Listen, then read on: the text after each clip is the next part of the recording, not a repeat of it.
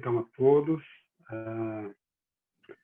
Eu sou Renato Braz Dias, de Brasília. Eu quero inicialmente agradecer ao Opt pelo convite, em nome do Ricardo Chagas, o convite para moderar, para coordenar esse módulo de degeneração macular. Aproveitar para parabenizar o Ricardo, todo o time da Opt envolvido, o Jonathan, as meninas do marketing, Juliana, Mariana, todo mundo envolvido pela excelência na organização. Tenho certeza do sucesso do evento. Quero agradecer também a participação, né, e o convite, né, tenho aceito gentilmente o convite, os colegas que vão palestrar nesse módulo, Dr. Laurentino Bicas Neto, Dr. Ricardo Jepiaçu e Dr. Mário Nóbrega. Tenho certeza que será um módulo muito profundo, muito excelente, que vai gerar discussões proveitosas para todos nós. Bom, o nosso módulo, né, vai ter três aulas iniciais, depois apresentação de um caso clínico pelo Dr. Mário e depois a gente vai ter 15 minutos para discussão. Ok. Bom, a minha aula o tema vai ser o impacto das evidências científicas no regime de tratamento dos pacientes com degeneração macular relacionada à idade, traduzindo os resultados para a prática clínica. Bom, todos nós sabemos e vemos no dia a dia, né, o impacto que o tratamento anti-VEGF trouxe para esses pacientes, a mudança no prognóstico visual comparando com os tratamentos que nós tínhamos disponível anteriormente. Sabemos também, pelos ensaios clínicos, a relação importante que existe entre o número de injeções anti-VEGF e o ganho visual. Pega os estudos pivotais, o Marino, o Anchor, comparando com os outros estudos, quando há uma redução do número de injeções, a partir de um certo momento há também uma redução do ganho visual. E isso se comprova também na desconexão que existe entre o número de injeções nos clinical trials e na prática clínica, com menor número de injeções e menor eficácia nos trabalhos de dia a dia de mundo real. O que a gente tem à esquerda, os clinical trials, a gente nota o ganho visual aqui em cima e o número de injeções. Quando a gente compara com os trabalhos de mundo real, em diversas partes do mundo, a gente nota uma redução do número de injeções e também uma redução proporcional do ganho visual. Isso ocorre pelo fardo que esse tratamento traz, né, para os pacientes, como o Sérgio falou muito bem, pacientes idosos com necessidades especiais, que precisam de visitas frequentes, o horizonte de tratamento é longo e imprevisível, a necessidade de acompanhantes muitas vezes lá em seu horário de trabalho, os fatores socioeconômicos, a gente sabe o custo do tratamento, e como o Sérgio falou também, esses fatores operacionais de gestão são muito importantes, a difícil relação com as operadoras, os relatórios frequentes necessários, autorizações demoradas. Então, tudo isso, se não for contornado, como o Sérgio mostrou muito bem, leva ao subtratamento e aí um pior resultado visual. E aqui mostrando como esse fardo é longo, né? Um trabalho que foi publicado na Ophthalmology Retina do ano passado, inclusive com editorial comentando esse trabalho, mostrando que pacientes que estavam inativos por 3 meses, pelo menos, e paravam o tratamento, tiveram uma taxa de recidiva de 41% no primeiro ano e 79% em 5 anos. E quanto menor o tempo de tratamento e melhor a acuidade visual, era maior o risco dessa ocorrência, e os pacientes perdiam, em média, 4,3 letras. E mesmo depois, quando eles voltavam o tratamento, a recuperação era de apenas 1,2 letras, jogando por terra, né, o ganho inicial que eles tiveram. Então, por isso, a busca desses protocolos que reduzam o fardo para o paciente mantendo o ganho visual dos estudos pivotais e com a facilidade de adoção na prática clínica diária. Então, a gente sabe as orientações gerais para o tratamento, né, de a gente buscar tratamento mensal até melhora das manifestações exudativas, até atingir a estabilidade da doença e depois a adoção de um protocolo. Entre as opções do regime fixo mensal, que seria excelente, mas a gente sabe o alto custo e o fardo para o paciente. A opção do regime Pro-Renato, PRN, que é um tratamento, um protocolo reativo, e que exige visitas mensais. O PRN bem feito, ele exige o ACT mensal.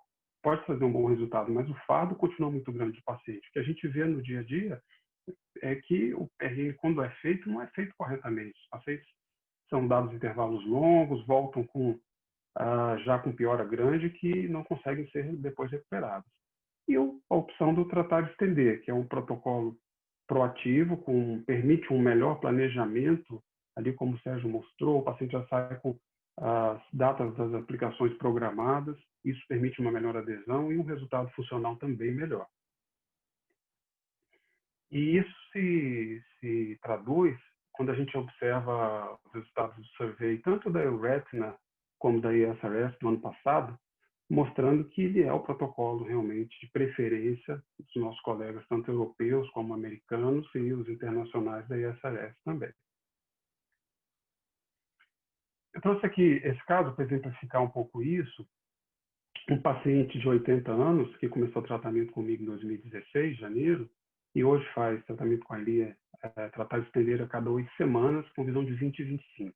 Essa é uma imagem aqui do PAX das AIS, o fórum, que ajuda muito nesse acompanhamento. A gente tem aqui as 3 últimas OCTs do paciente, e embaixo uma linha do tempo, com gráficos aqui em verde da espessura cúbica média, e aqui marronzado no campo espessura central. E você observa que esse paciente ele começou com o protocolo PRN, com melhoras e pioras, a gente vê a mudança da espessura, e a partir desse momento aqui, adotou o protocolo tratar e estender, e vocês observam a estabilidade ao longo do tempo. E isso para o paciente também acompanhar, observar e ver que está controlado e aderir ao tratamento é muito interessante.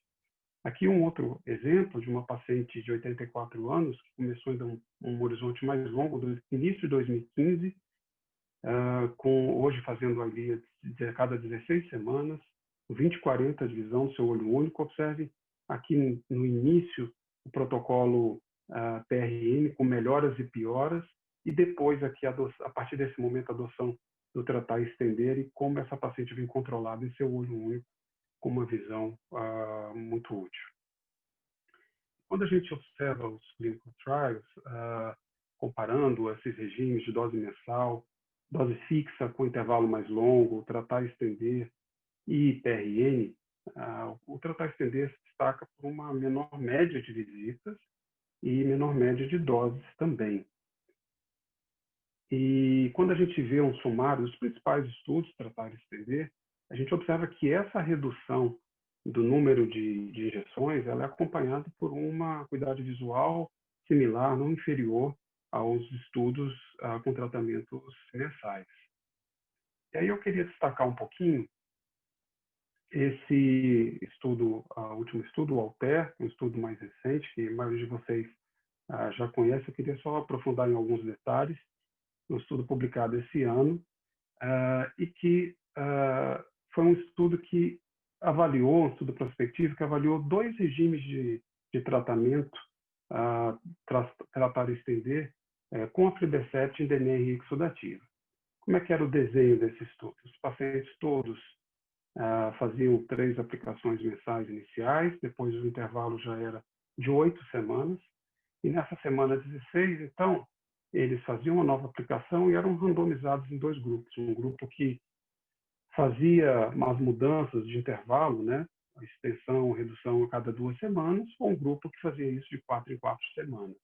O endpoint primário era com 52 semanas e o final do tratamento com 96 semanas. E o ALTER ele estabeleceu critérios bem práticos de tratar e estender, fácil da gente implementar na prática diária, Quando o paciente vinha sem fluido nenhum e sem perda visual, ele tinha seu intervalo estendido. Quando o paciente na visita tinha fluido residual, mas que havia uma pequena redução de volume e também não tinha perda visual, o intervalo era mantido.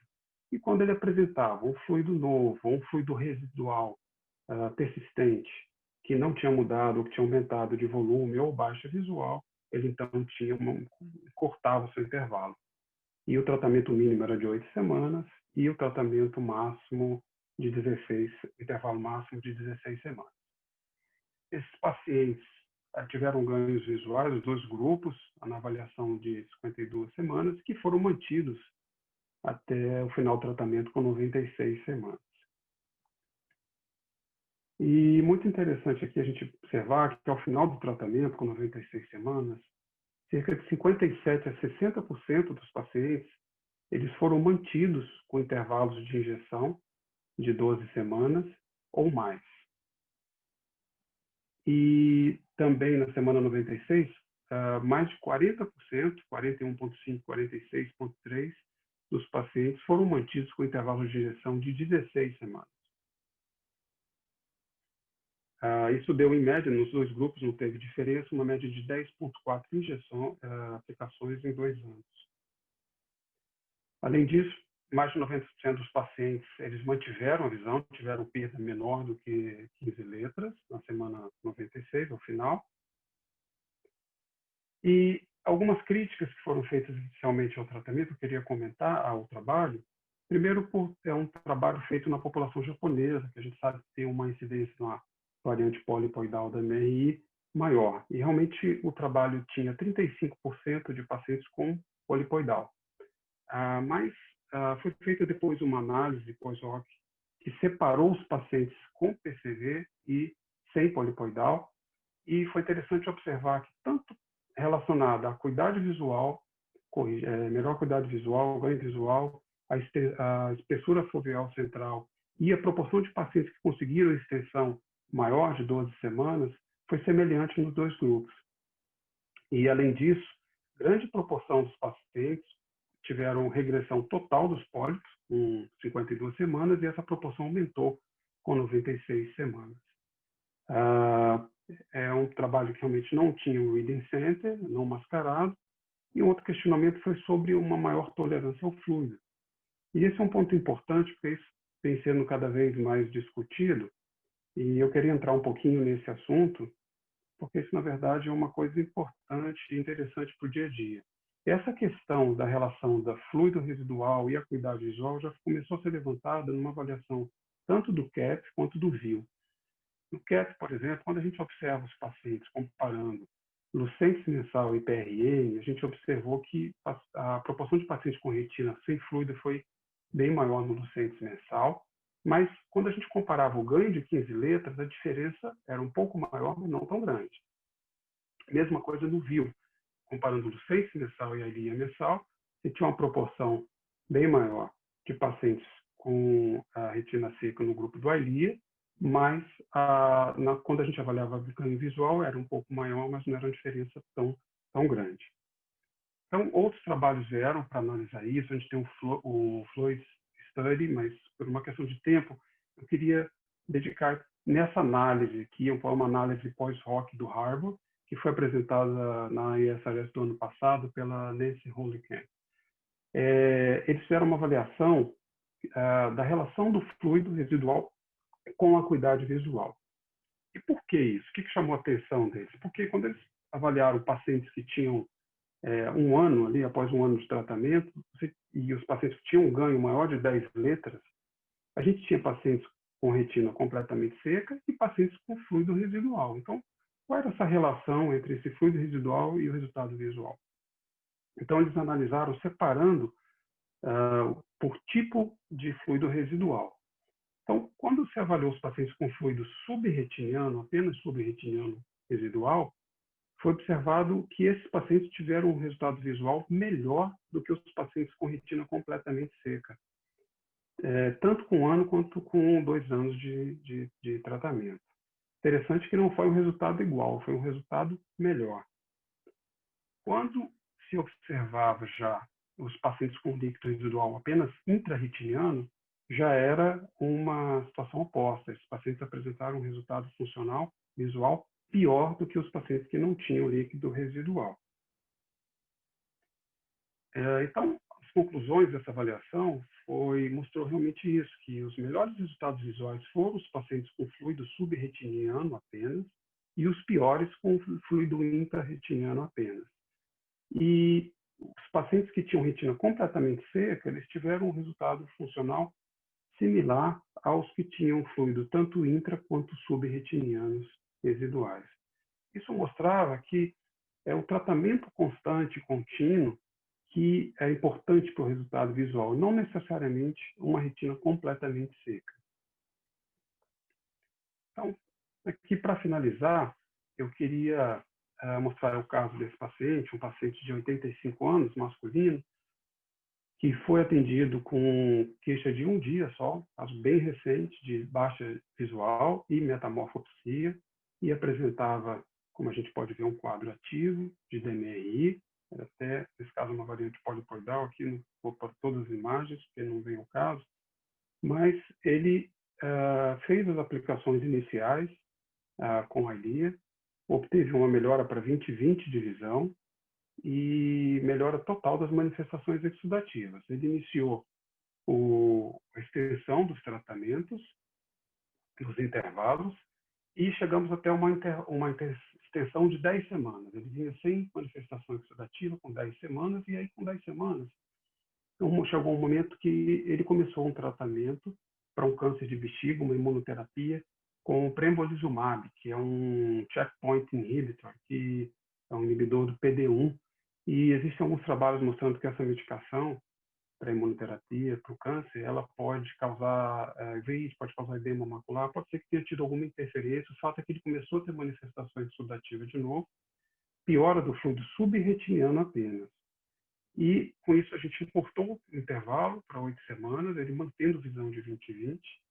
E hoje a gente vê, esse paciente já tem 2 anos de tratamento, mantendo a Eylea de 8 em 8 semanas, com fluido subretiniano residual, visão de 20/20. Para ele, é um intervalo muito favorável, permite adesão. O paciente que tem tratamentos oncológicos extras, depois começou com melanoma metastático, então permite uma adesão, mantendo com visão boa já por todo esse intervalo e diminuindo o fardo para esse paciente. Então, em conclusão, realmente o subtratamento ele existe no mundo real, a gente tem que lutar e contornar isso, com tudo, como o Sérgio mostrou no início, com todas as atuações, tanto do nosso conhecimento como de organização das nossas estruturas. Individualizar o tratamento é fundamental, e o regime Tratar STD permite isso, essa individualização do tratamento, permite o ganho visual com menor fardo e maior adesão para o paciente. E os dados suportam o uso do aflibercept em até 16 semanas de intervalo para a DMRI exudativa. E, além disso, a tolerância zero ao fluido subretiniano parece não ser necessária. Bom, era isso que eu tinha a falar. Qualquer pergunta durante o módulo, né, vocês podem mandar no chat, que no final a gente vai discutir. Eu queria dar prosseguimento, então, ao nosso módulo e convidar, então, o Dr. Laurentino Bicas Neto, agradecer, Laurentino, por ter aceitado esse convite gentilmente. Vai ser uma honra recebê-los aqui nesse módulo. Por favor, Laurentino, a palavra é sua.